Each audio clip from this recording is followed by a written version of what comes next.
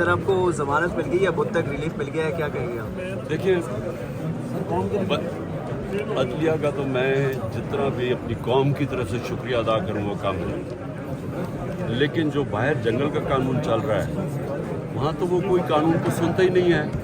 ایک آدمی فیصلے کر رہا ہے اس ملک میں, صرف اس کو یہ خطرہ ہے کہ اس کی کرسی چلی جائے گی اگر میں اقتدار میں آ گیا, جبکہ میں کچھ نہیں کرنے لگا. اس کی وجہ سے یہ سارا ملک کا تباہی کی طرف دھکیل رہا ہے.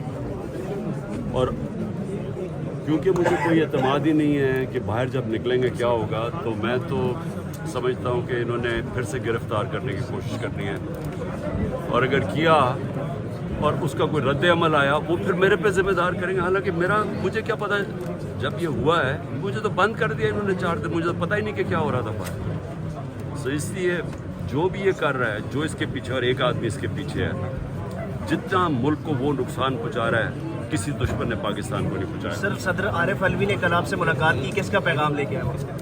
کوئی پیغام, کوئی ڈیل, کوئی ایسی بات ہوئی نہیں کہ کچھ بھی نہیں ہوا. صدر ہمارا صدر ہے اور میرا دوست بھی ہے, میری پارٹی کا بھی ہے.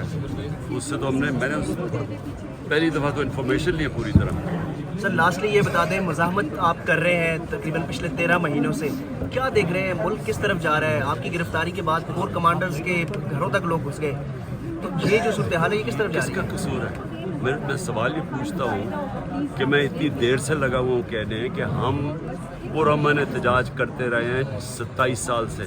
سارے ہمارے بڑے تاریخی جلسے ہوئے, لوگ آتے تھے چپ کر کے گھر چلے جاتے تھے. میں ان کو وارن کرتا رہا کہ اس کو ملک کو نہ وہاں لے جاؤ, جب یہ سب کے ہاتھ سے نکل جائے. میری تقریریں ہیں کہ یہ سری لنکا جب لیڈر لیس موب نکلاتا ہے وہ کسی کے کنٹرول میں نہیں ہوتا.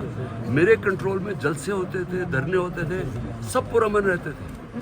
تو یہ جو انہوں نے کیا اس دن پکڑ کے ساری دنیا کے سامنے مجھے ایک دہشت گرد دکھا کے فوج پکڑ کے مجھے لے کے جا رہی ہے, تو اس کا رد عمل کیا میں ذمہ دار ہوں اس کا؟